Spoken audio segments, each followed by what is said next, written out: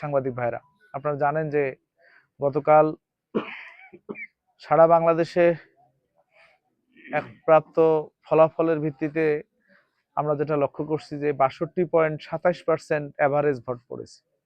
কিন্তু পাটগ্রাম উপজেলায় কোন অদৃশ্য কারণে ৮৩% অ্যাভারেজ ভোট পড়েছে, সেটা আমাদের কাছে প্রশ্নবিদ্ধ হয়ে দাঁড়িয়েছে।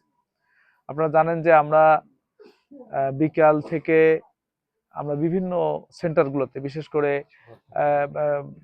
দুপুর হওয়ার শুরু থেকে এই ইয়াগুলো শুরু হয়েছে। কাউয়ামারি সেন্টার, শ্রীরামপুরের কাউয়ামারি সেন্টার, বানিয়াডাঙ্গি সেন্টার, বুড়িমারির কামারের হাট সেন্টার, জগৎবাড়ের টংটিংডাঙ্গা সেন্টার, এই সেন্টারগুলোতে আমাদের নেতাকর্মীদের উপর হামলা হয়েছে।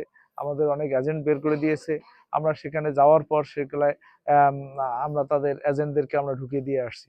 তো এরপরেও আমি আমার সেন্টার পানবাড়িতে ভোট দিয়ে আমরা যখন শুনতে পারছি যে সেখানে সমস্যা শুরু হয়ে গেছে, আমি পানবাড়ি থেকে ওখানে পৌঁছছি, কিন্তু প্রশাসন তখন পর্যন্ত সেখানে পৌঁছেনি। পরে সেখানে যে উপস্থিত থেকে আমি আধা ঘন্টা ৪০ মিনিট ছিলাম, কিন্তু প্রশাসন আসেনি। আমরা চলে আসার পর সেখানে প্রশাসন পৌঁছছে। তো এর থেকে আমরা খুব দৃশ্যমান যে প্রশাসনের সক্রিয় ভূমিকা গতকালকে নির্বাচনের ক্ষেত্রে আমরা পাটগ্রামে পরিলক্ষিত দেখিনি। প্রিয় ভাইরা, আপনারা দেখেছেন যে আমাদের কোন কোন সেন্টারে ভোট গণনা শেষ হয়ে গেছে ৭টার সময়, কিন্তু রেজাল্ট ৯টা পর্যন্ত দেয়নি। কোন কোন সেন্টারে পুলিশের বডি ক্যামেরা দুপুরে ছিল, দুপুরের পরে ছিল না। কমপ্লেন করার পর তারপরে সে ক্যামেরা প্রতিস্থাপন করা হলো। আবার পাটগ্রামে একটা নির্দিষ্ট প্রায় ২ ঘন্টার মতো ইন্টারনেট বিচ্ছিন্ন ছিল।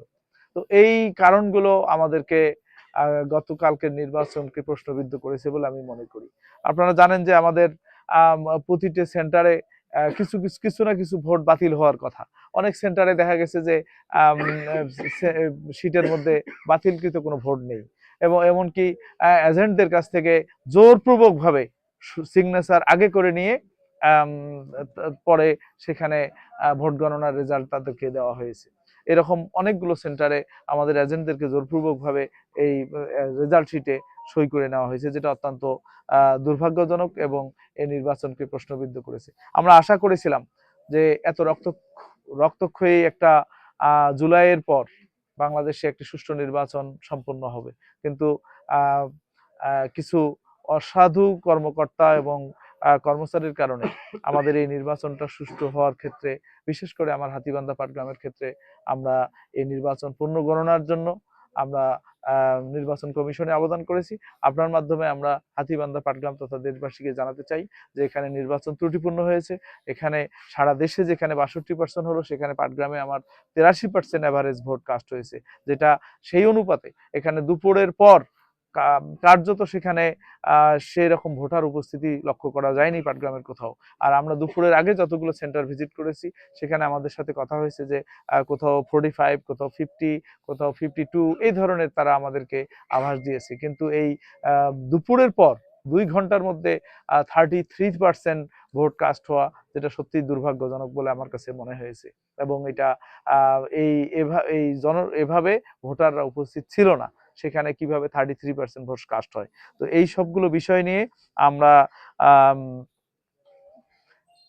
নির্বাচন কমিশনের কাছে আবেদন করেছি। আশা করি নির্বাচন কমিশন এটা পূর্ণ বিবেচনা করে এই লালমনিরহাট ১ আসনের পূর্ণাঙ্গ ভোট পুনরায় গণনার মাধ্যমে আমাদের এই সংশয়টা দূর করে দেবেন।